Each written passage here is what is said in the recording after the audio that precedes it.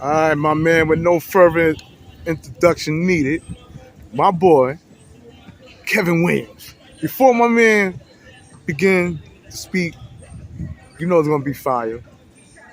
You know he's going to speak from the heart. Most definitely. And he ain't going to, it's no punches that's going to be deflated. I'm Is that throwing straight head cracks. head crackers, right? He ain't holding no On- punches back, man. Like, All right, man, let's get it in, man. yes, sir. Let's start off with Donovan Mitchell. Is he that guy, man?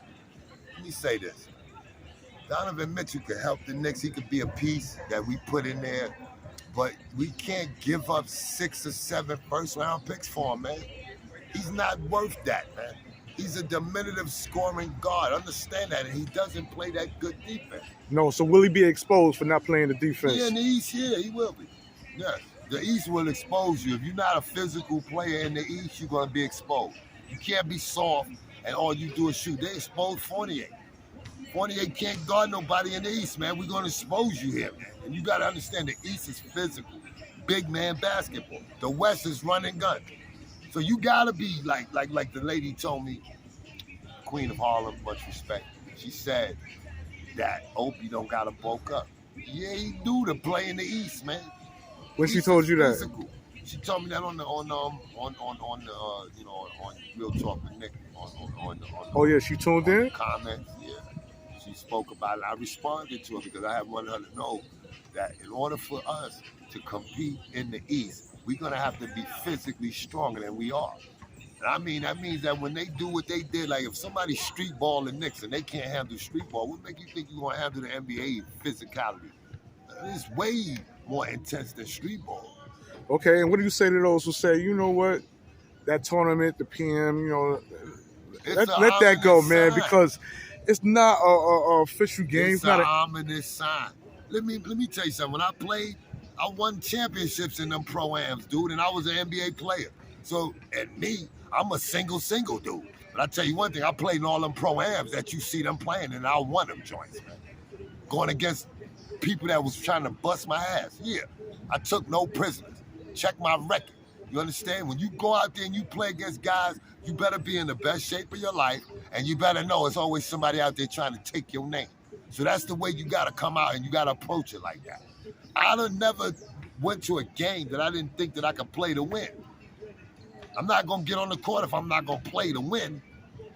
So well, the Knicks, they were having fun. When the hell you having fun with somebody trying to whoop your ass? Explain to me when you having fun, man. Come on, get out of here. Did you see in that game, Nick, when they knocked the win out of Randle, when he tried to block that little midget shot, they knocked him to his ass? Ask Randle, was he having fun when that happened to him? Ask Randle when he went for the trillion times, everybody know he gonna go left. And that boy blew the wind out his ass. Let's talk about was he having fun? He ain't having no goddamn fun. He's hurt. You hurt. do you think? You having fun? Do you think his ego was crushed after that game? Man, no, because he's paid. Who needs an ego when you looking at your bank account and zeros looking real good? Don't care about that. Randall, you gotta have, like with me, Okay, so you if he, gotta have a mindset like to let somebody bust your ass like that, and you're not affected by it. That shows me that you're fucking spoiled, man.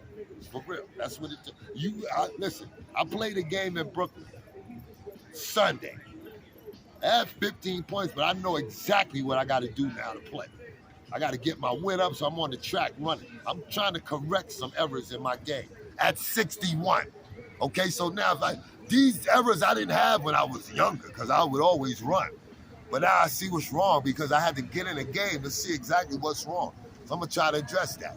Now I'll talk to you in 2 weeks about my next game coming up because I plan on hitting 30 on these niggas, and I'm running to make sure I get my legs in my win enough to be able to do that. okay, I'm now, assessing myself. And if I can do that with myself, don't think I can't assess somebody else. okay, now you said that Julius Randle spoil you, like he really don't care because he got so many O's in his bank account. Yeah. If that was the case, right? Why is he in the situation he finds himself in with Knicks fans? It seems as if he cares about what people think about If him. he cared, he would have won that game. If you cared, man, you're going to perform to the level that we expect you to perform. It's not hard to do to play smart. Study the films. Do what you have to do to increase your basketball IQ. You understand what I'm saying to you? And then perform. And on top of that, let me tell you something, man. Let me tell you about that stupid ass coach in Seattle. He could talk shit about me, but he knew when that game got rough, that nigga Kevin came with the fucking magic stick. You understand? I put that shit under control. Name some names. Who's this coach you talking I about? exposed a lot of point guards when I played. Who's the coach you talking about? I don't want to talk about him. Man, I'm just saying. Let me say this, man. This dude, I don't never want to give somebody credit that didn't like me in reality. Fuck him. I'm just using him as a fucking example of a terrible fucking coach. Okay? And the shit he did. You understand? Sometimes coaches coach you to destroy you, like what Phil Jackson did to fucking Carmelo. I'm telling you what coaches do when they don't like you. Okay? And I'm saying, you gotta be liked in order to succeed in this little fraternity they call the NBA. So do you think that was the situation between the relationship with Kemba Walker and Tom Thibodeau? Yeah. Look at how they did him. And then you can see it was bad the way they released him. When they like somebody that they just, okay, he was hurt, but they still like him, they would have just gave him $8 million and told him, go ahead and find you another team, or would have recommended him. When you draft them down and then do what they didn't like them and they degraded them. And everybody knows that. That's them. When I see, because I had that stupid ass coach in Seattle do that to me when he released me. He did the same shit he did to Kemba. They don't like him. And what made coaches do that to certain players, man? Is it because you got a free mind? What is it that... They're not responding to the bullshit the coach is telling me. Like a stupid ass coach telling me to go in the game and don't shoot, and I steal the ball from a nigga. Who the fuck I'm a pass for? I stole it from him in the front court. So the only one I'm passing it to the fucking rim, you stupid ass coach. But put me in a fucking game and you tell me not to shoot, you fucking idiot. All right. Put me in the game and I'm playing defense. I stole it from Clyde Drexler, dunked the ball, they called timeout. And then he's gonna come back to the huddle. Okay, Kevin, I tell you to take good shots. Yeah, you stupid motherfucker. I know what kind of shots to take. Motherfucker, I've been playing basketball all my fucking life, nigga. The fuck you? This is the type of mentality that I'm talking about stupid ass coaches. And I'm gonna talk about it. And do you think Tom Thibodeau fits that criteria where we speak about coaches not having a great communication, a great relationship? I'm gonna say this because I wanna, before I go to talk about this scarecrow ass coach, I wanna talk about his playoff record. Tom Thibodeau got 25 fucking wins and 36 fucking losses. That's his playoff record. That's a D minus, nigga. You got 11 minus motherfucking losses to catch 500, nigga. You ain't no fucking winning coach in the playoffs, period. All right? So now, that's a fact. Yo ass don't fucking bring guys in the game right. Your substitution pattern is retarded. And then you only play 7, 8 niggas. When you got 10, 11 good motherfuckers on the bench. So that's you. Now, if you can't figure that out and get 10, 11 guys in rotation, I feel sorry for your dumb ass. Serious. Because it ain't hard to do. Damn. And I mean that shit, man. And not only that, man, you can't have Randle leading us when he can't fucking win a Pro-Am game.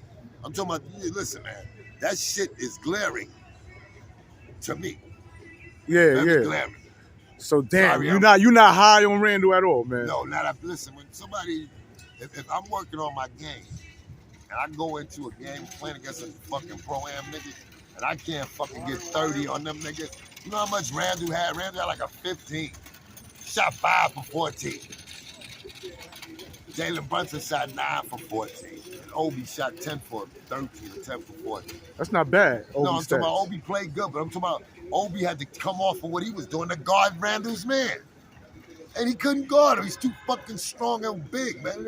Obi got to bulk up. Obi's an incredible talent. But I want Obi to be a force on the defensive end. So that way that he can make stops, man. And that makes his value even more. That he can stop a bruiser. And Randle, he's not going to stop nobody. That nigga there. Okay, speaking of Obi, right, bulking up.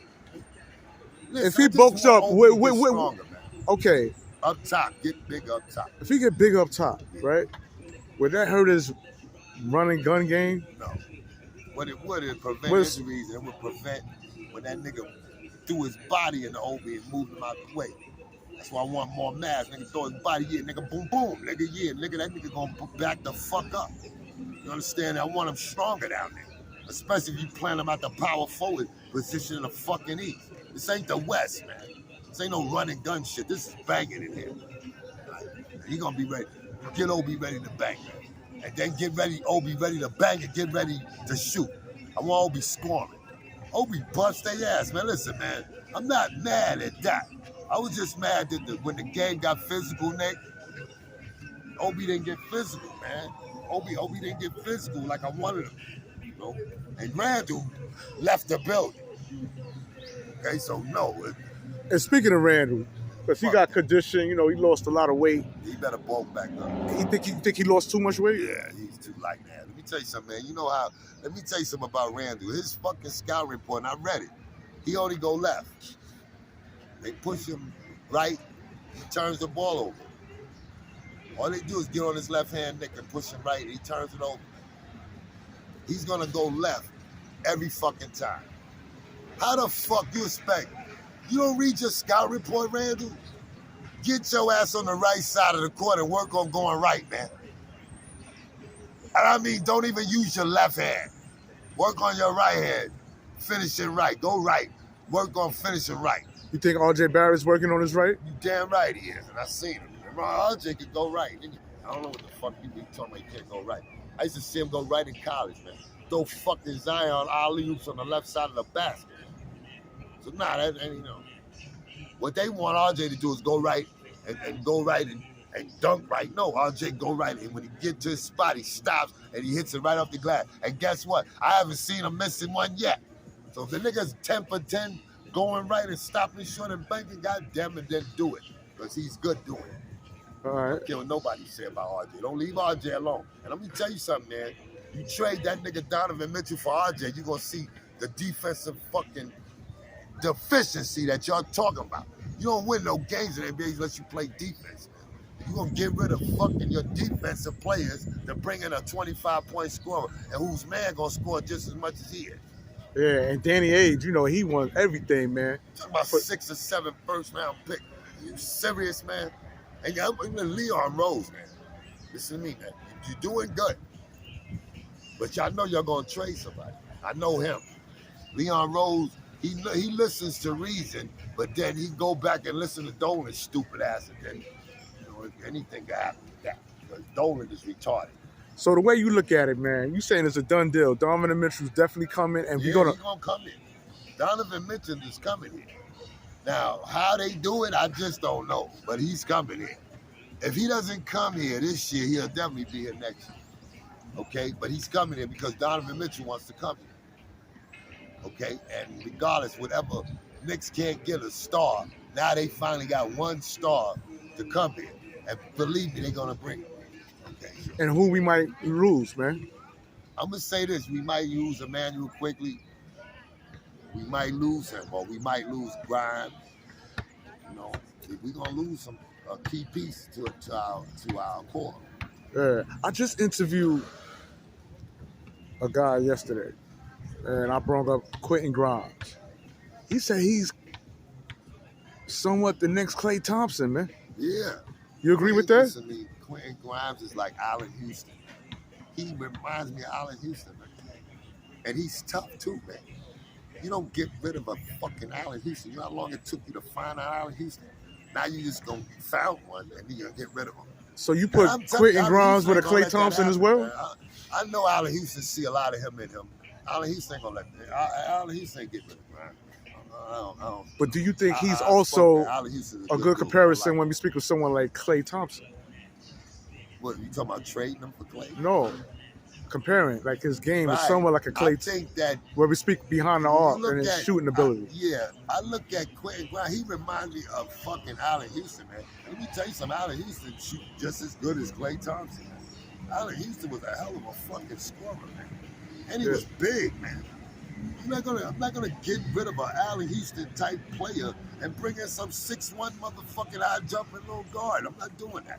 Yeah. It Listen, doesn't make sense. I want to give a shout out to all the Knicks groups, nothing but Knicks. Yeah. You know, rep your Knicks, the real, true, diehard Knicks I want to give a fans. shout out to Jalen Rose who spoke about this yesterday. What he spoke about? About the game at the Pro-Am.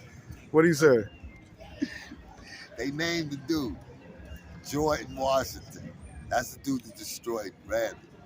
But they asked him, they said, is it nobody? Because people were saying they didn't know who he was. So the dude said, oh, I know who he is. I did my homework. His name is Jordan Washington, and he destroyed Randle. They said that on Jalen Rose's podcast. I heard, I was laughing. And I want to give Jalen Rose a shout out because he definitely spoke about it. Okay. All right, let me continue giving my shout outs to these Knicks groups that be on Facebook, man. That's right. We got, Knicks State of Mind. We got Married with Knicks. We got Knicks Chicks.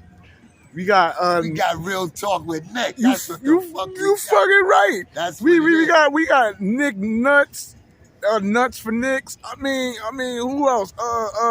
Diehard Knicks fans on Knicks, man. I mean, I appreciate y'all. We might not always agree with the titles this year, because I'm really gonna micromanage y'all this year, because y'all better win. Yeah, I'm telling you, they gonna pull the trigger. I say right before the season, they gonna pull the trigger. They gonna bring Donovan here, or they gonna bring that kid. What's his name? They used to play with the Nets. Yeah. Now I want to give a shout out also to Knicks Fan TV. Play with Detroit too. I don't know if you heard of Knicks Fan TV, man. Yeah, Knicks Fan TV was in the building, right? Knicks Fan TV was at the game. Yeah. He was the one that was talking. Yeah, he shouted me out, and a couple of times. He was glad I came back on a social media, adventure. Peace and love to him. TV, much respect. But he interviewed Spike Lee. He filmed Spike Lee, and Spike Lee asked Clyde Frazier a question I seen that. He asked him, did any of the Knicks players ask them for any type of acumen to help their game? And I think he said Allen Houston and Chris Childs. No, not Chris Childs. Used to play with him. University of Las Vegas. Greg Anthony. Yeah, those were only two. And only Allen Houston was the only two that came to Clyde and asked them to help them as far as with their game. And this guy got an NBA champ. He's the only one as a point guard. Do you think that exposes the Knicks as far as them It just shows you the arrogance of the youth that they don't respect to pick Clyde Frazier's head to see what gems he can give them to help your game.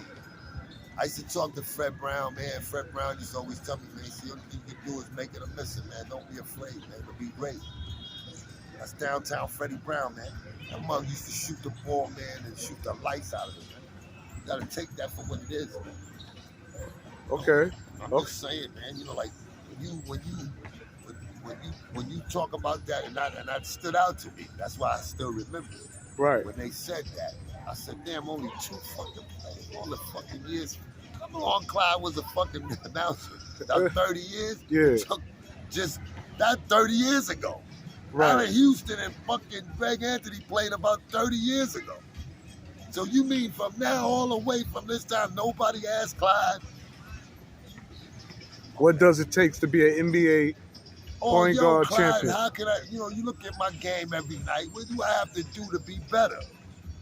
Clyde is micro talking about these guys every game. So, Clyde, what am I doing, man? Help me, help me, Clyde.